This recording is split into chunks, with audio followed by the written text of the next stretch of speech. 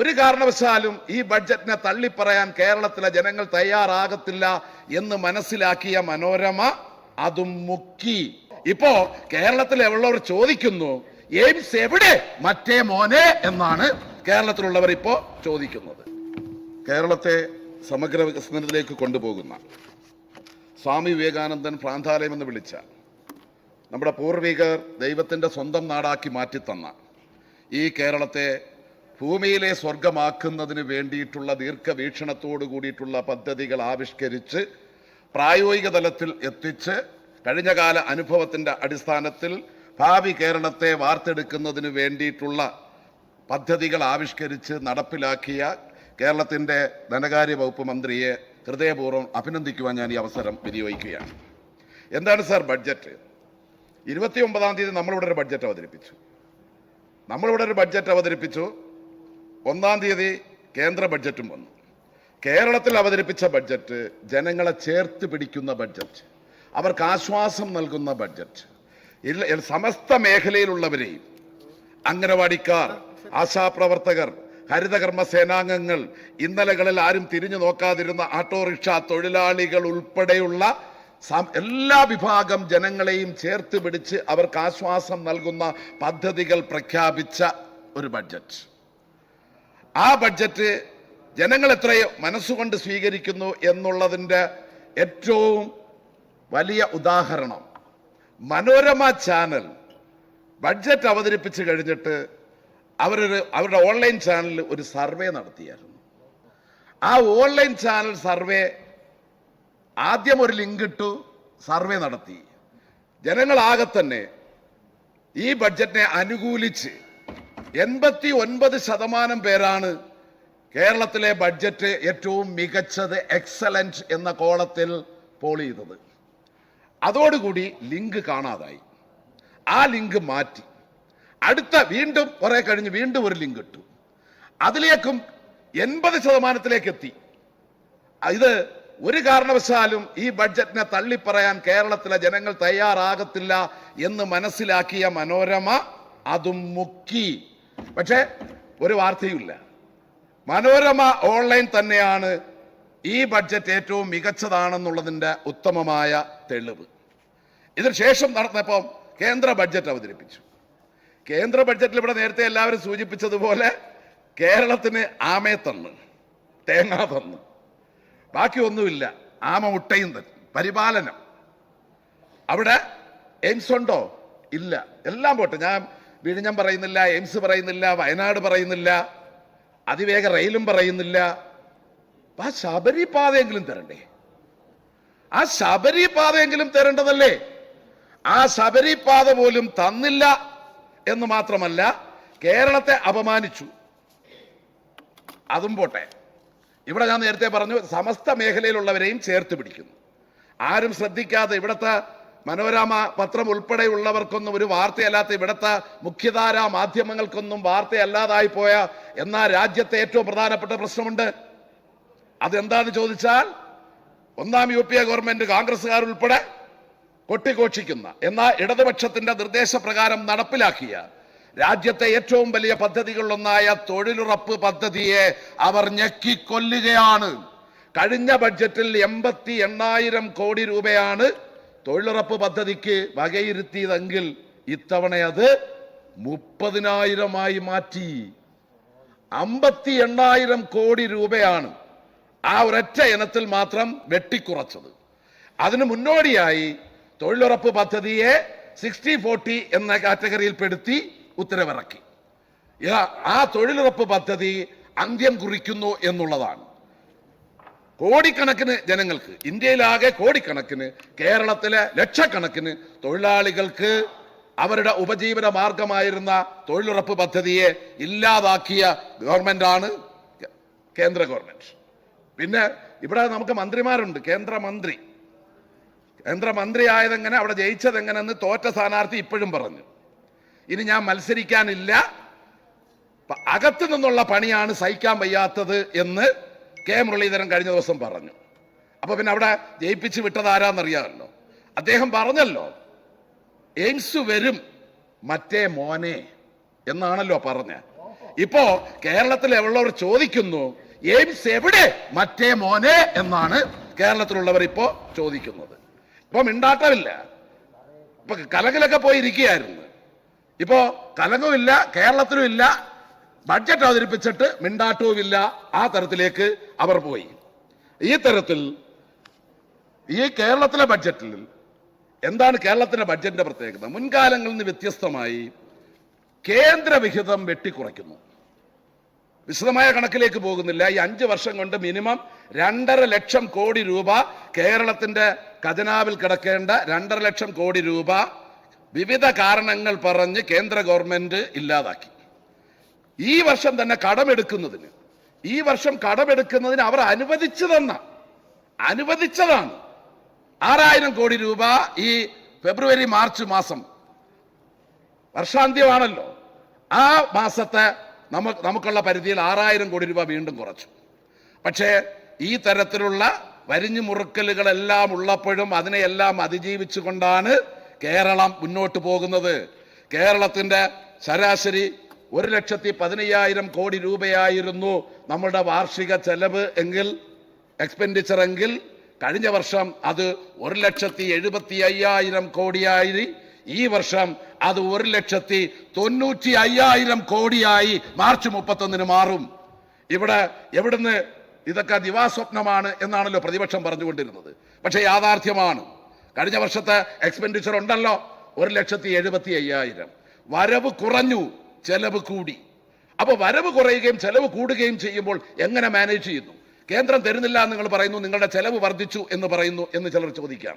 അവിടെയാണ് കൃത്യമായ ധനകാര്യ മാനേജ്മെന്റിൽ കൂടി നമ്മളുടെ തനത് വരുമാനം നികുതി കൂട്ടാതെ ഈ വർഷത്തെ ബഡ്ജറ്റ് അവതരിപ്പിച്ചല്ലോ, 1 രൂപയുടെ നികുതി ജനങ്ങളുടെ മേൽ അടിച്ചേൽപ്പിക്കാതെയാണ് ഈ പദ്ധതികളെല്ലാം തന്നെ പ്രഖ്യാപിക്കപ്പെട്ടിട്ടുള്ളത്.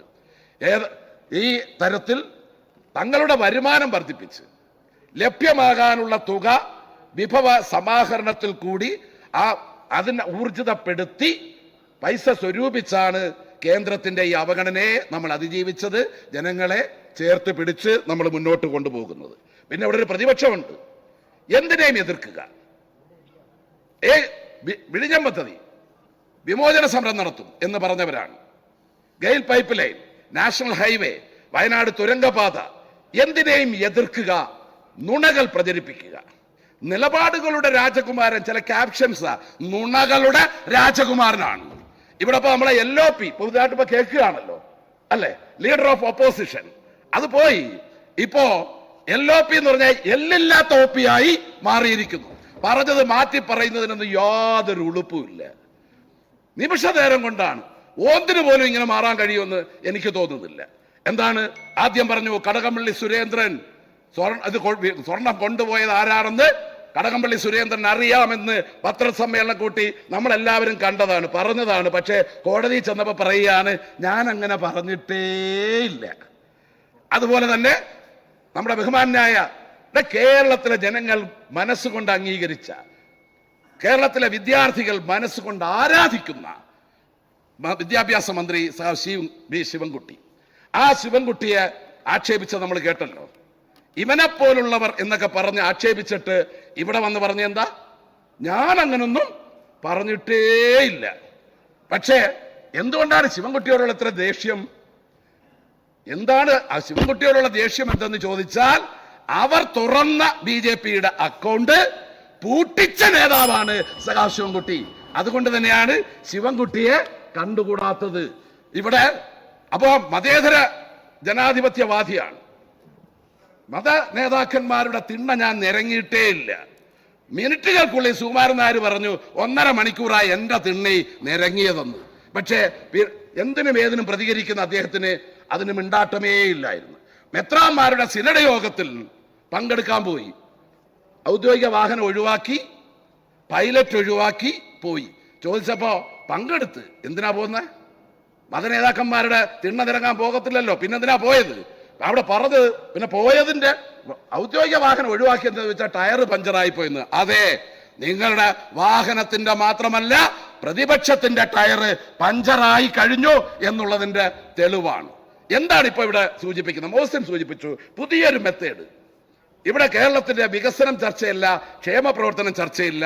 ഇവിടെ ചർച്ച വിശ്വാസം, ജാതി, മതം.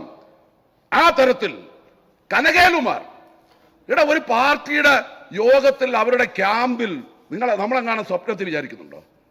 കനകേലുമാർ അവരുടെ യോഗത്തിൽ പങ്കെടുക്കുന്നു. പുള്ളിയാണ് അഡ്രസ് ചെയ്യുന്നത്, പുള്ളിയാണ് എന്തെല്ലാം വേണമെന്ന് പറയുന്നത്, ഉപദേശിക്കുന്നത്.